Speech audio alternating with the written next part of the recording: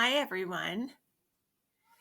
Today we're going to go over the Intermediate Thrive lesson for math for April 21st.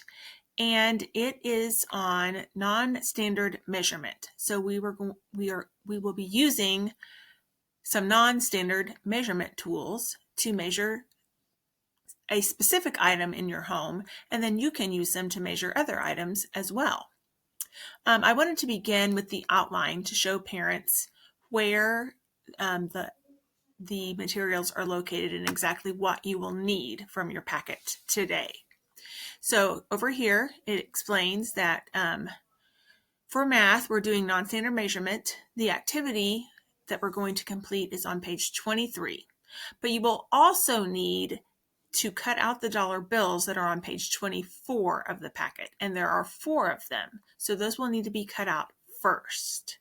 So after I've gone through all of the initial explanation, if you want to pause the video and get those cut out, that would be great. So the Brain Pop Junior video that we recommend that you watch prior to completing the activity is on non-standard measurement. And I wanted to show you where to find that and how to access it. There are kind of 2 ways that you can do it. During this time of the COVID-19 school shutdown, Brain Pop Junior is giving free family access for home learning. So you can request an account setup through that method, or you can also use our school login as well. So you're going to go to Brain Pop Junior, and actually, let's go back to the home page. When you get to Brain Pop Junior, it's going to look like this, and you're going to go. Well, actually, I'm going to get out and back in because I'm going to show you where the family access is. So you just type in brainpopjunior.com and you're going to see this page. Oh, and it still has me logged in. Okay, so anyway, there's a place where you can log in. If I log out, maybe it'll show me. Yeah. You can go up here and click on this request free access and scroll down and go to family access is right here. And you can click on that link, and it's free for now. And you can just fill out this form with your first name, last name, and email, and send me the details, and they'll kind of go from there with how you get set up. And I'm not really sure how long that process takes. So if you don't have time to get that set up, or if it's too difficult, just use our login for school. Just click login. And the username is Wayne, MCE, and the password is POP. So whichever way you want to go, just click login. And your students can probably help you with this because they're used to us using these videos a lot in the classroom. So you're going to go to math. And from there, you're going to go to measurement. Then you're going to locate the non-standard measurement video. And you'll be all set. You can just push play and watch the video. So this would be a great time to pause and cut out your dollar bills. Make sure you have those ready to go. And I was going to show you what they would look like.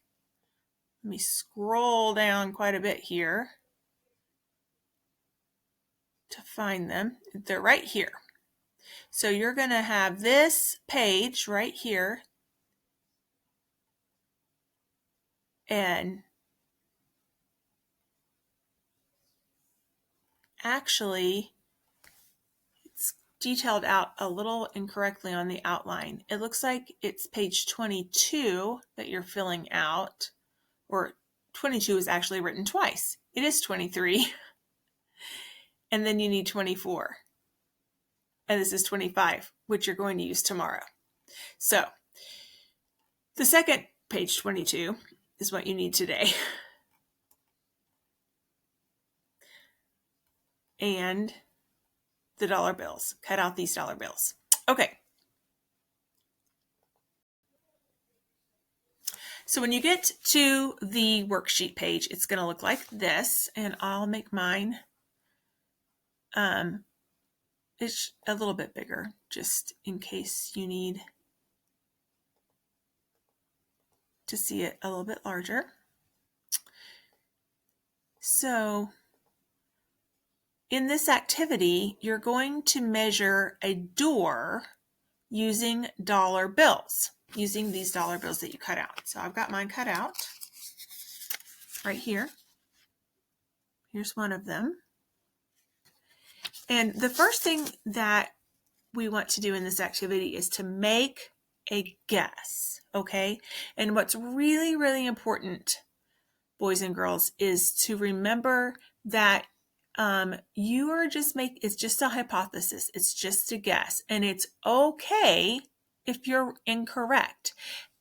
This is still a new concept, non-standard measurement. And you will get better at making a prediction of how many dollar bills or how many whatever it is. You're going to make an estimate or a prediction. And you will get better at making those predictions the more practice you have with this skill. This is only the third time we've done this. So it is okay if you are not correct. It's just a prediction.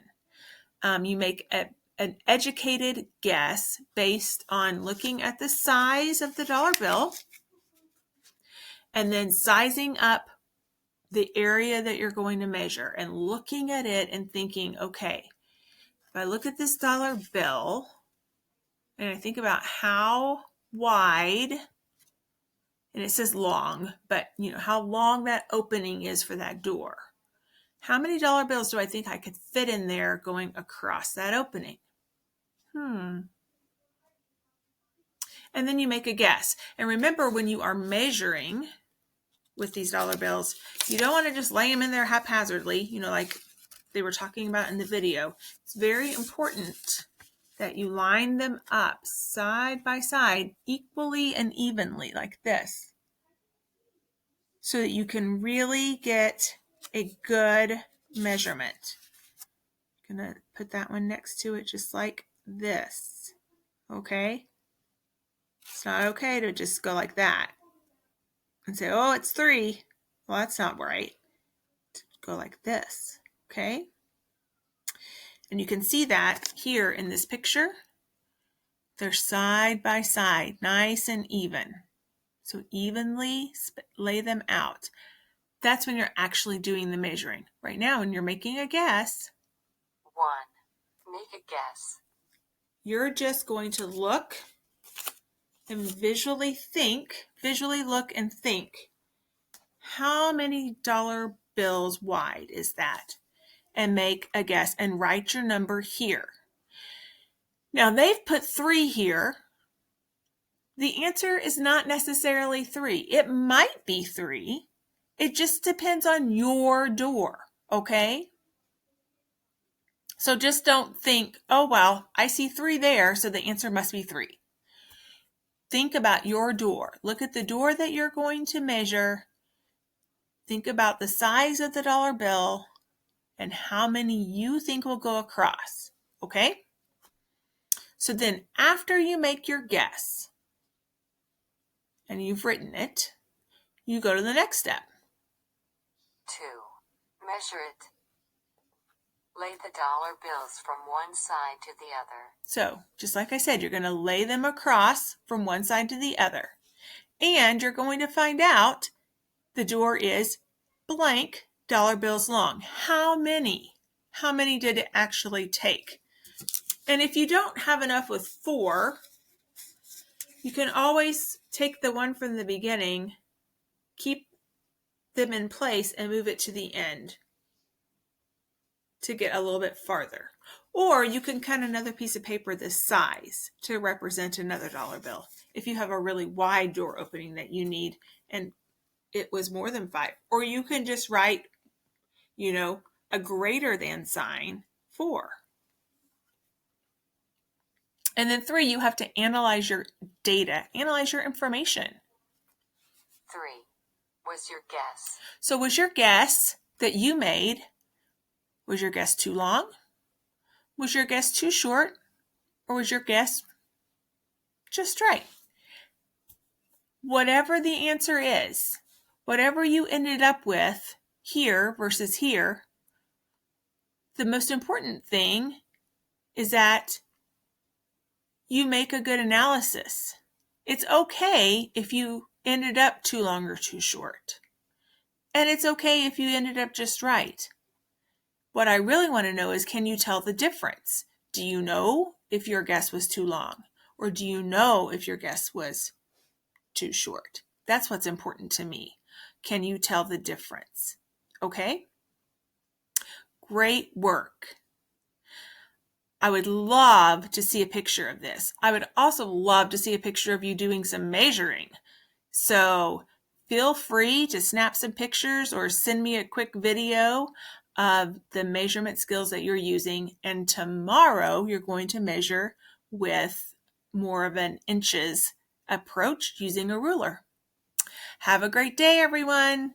Goodbye. Stay safe.